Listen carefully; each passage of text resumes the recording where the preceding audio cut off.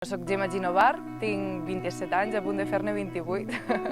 I, bueno, soc actriu i creadora, també em dedico al tarot, a l'astrologia.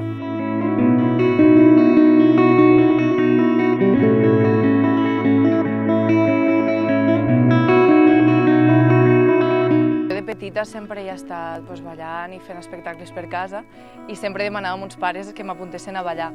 I quan vaig tindre l'edat, perquè jo era molt petita, tenia 4 anys, quan demanava als 7 o així em van apuntar a balls de saló. I allí vaig començar a posar el contacte en el cos, en l'expressió, en tot el que era també el ball de saló, que era com un espectacle sempre, quan anaves a competir, o les ungles, les pestanyes, tot això, sempre m'ha agradat. I després a l'ESO i tal, quan vaig tenir que plantejar-me el batxillerat, ja tenia dubtes, perquè sí que és veritat que m'agraden moltes coses, m'agrada molt aprendre de tot, però al final no sé com, la veritat és que no recordo el moment conscient de dir vaig a fer el batxillerat artístic, però simplement me vaig apuntar i vaig anar al BAU a fer el batxillerat i allà vaig començar a fer teatre en Manolita i allí va ser com, la primera vegada que vaig pujar a un escenari en públic i l'adrenalina aquella que sents, me vaig enamorar i és com una addicció ja, com, vull fer això.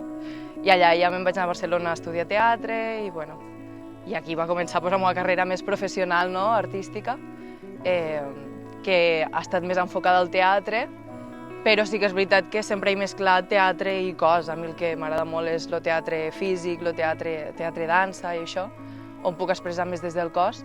I després vaig marxar a Buenos Aires i allà vaig continuar formant-me en teatre físic, en clown, que també em va encantar, que no m'ho esperava i em va apassionar. A mi m'agrada molt escriure, tenia molts de textos curtets, relats, i un dia una amiga em va dir tu podries ajuntar tot i fer un monòleg.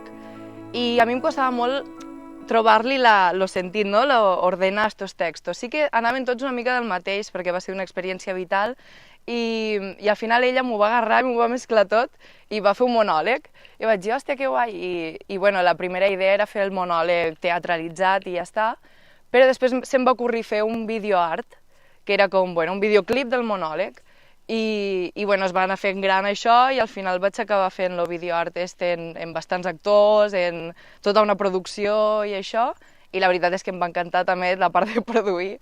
I al marxar a Buenos Aires vaig conèixer Leandro, vam muntar una companyia de teatre i allí vam fusionar el teatre en este vídeo i vam fer una obra de teatre que girava entorn a esta peça audiovisual. I allà me'n vaig adonar que era això el que més m'agradava. Al principio era un juego divertido donde sucumbíamos con ingenuidad. Nos sentíamos cerca, conjurados por la magia, anestesiados.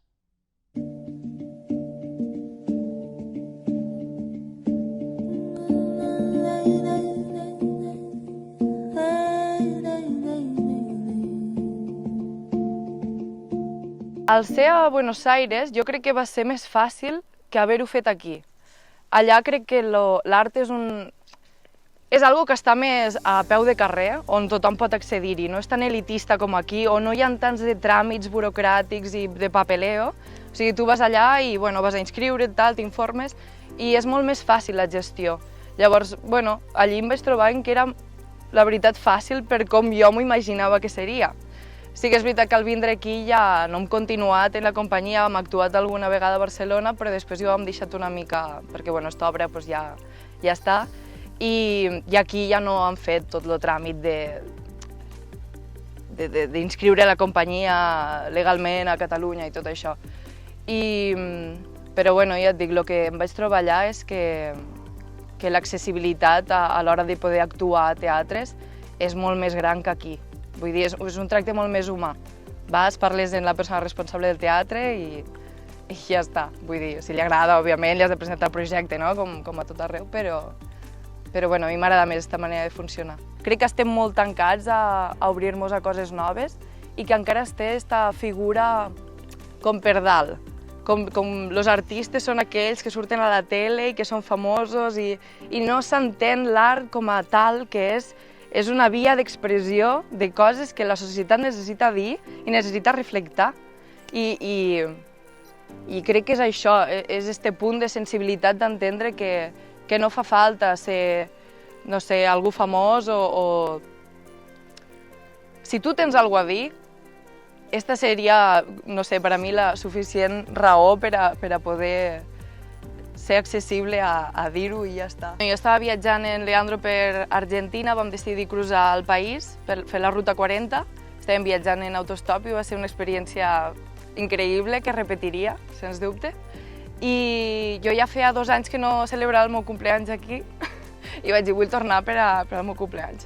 I bueno, vam tornar al febrer i la idea era estar aquí un any o així i continuar viatjant. Però al març, bueno, mos van confinar i això i al final mos vam decidir quedar aquí, que després jo també tenia ganes ja d'assentar una mica la base, perquè portàvem un munt de temps dormint cada dia a un lloc i era com, bueno, necessito una mica de niu, saps? I no sé, vaig tornar aquí i era com veure-ho tot des d'una altra perspectiva ja, d'abans d'haver marxat. Tenia ganes de sentir ja les arrels de casa, d'apostar també pel territori. A mi m'encanta este territori com la naturalesa que tenim i tot el que mos aporta, no? I pensava, bueno, sempre marxem i per què no li aportem nosaltres alguna cosa al territori? I crec que aquesta decisió de quedar-me i poder aportar el que jo pogués, artísticament i com a persona aquí, és el que em va fer al final quedar. Crec que el primer projecte que vaig fer aquí va ser Ísole, que és una peça de teatre-dansa en Marc Grifoll, i bueno, després he estat fent performance juntament en Escapedel, que és una empresa també d'aquí al territori, i bueno, estos events són els que he anat fent performance que jo podia crear i que al final me permetia expandir el que jo volia dir i ja està. I ara estic pendent d'alguns events també més on s'engloba, a part del teatre, altres coses. I després també he donat cursos, que vaig adonar que és molt gratificant aportar tot allò que has anat assolint d'aquí, d'allà i això, i poder compartir-ho amb la gent i veure com la gent respon i al final, no sé, hi ha este feedback de, tot això no només m'ho quedo per a mi, sinó que, ho comparteixo. Jo crec que és factible aquí a les Terres de l'Ebre, igual que és a un altre lloc. Vull dir, al final penso que és la teva actitud i la teva proactivitat el que farà que una cosa surti o no. Potser a llocs has de lluitar més, a altres menys, però clar, mai se sap això, no saps quin és el lloc més idoni. Llavors és com, aposto a fer-ho aquí, que a part també m'estic dedicant a això, faig cartes natals, faig quadros d'estes cartes, tiro les cartes del tarot. Llavors vaig fusionant aquestes dues coses, que és, tots els interessos al final els estic intentant conjugar per a poder viure d'això. Sento que a Argentina en general estan molt més connectats en tot el que és la terra i l'espiritualitat. I al tornar aquí, Matia és tarotista i vaig començar a anar a classes en ella i això, i després ja se'm va obrir com tot un món que vaig tirar-me allí a navegar.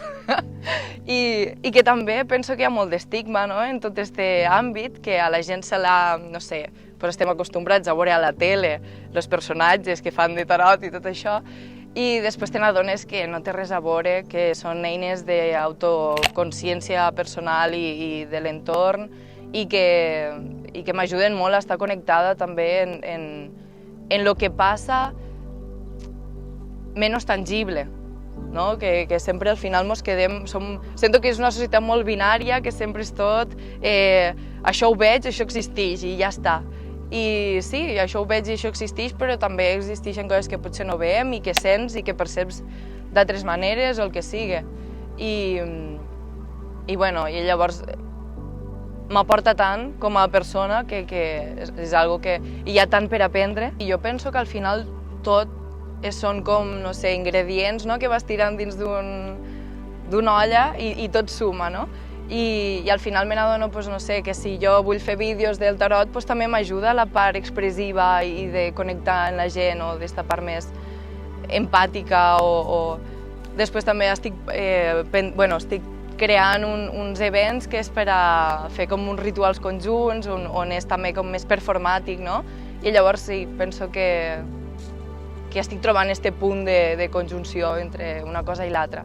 També en la part més plàstica, doncs, també les cartes natals, estic fent quadres, estic investigant per allà. Mai m'havia dedicat, però sempre m'ha agradat també dibuixar i pintar i això, llavors, bueno, estic investigant per allà i sí, jo crec que sí, que es pot, no sé, sumar una cosa a l'altra.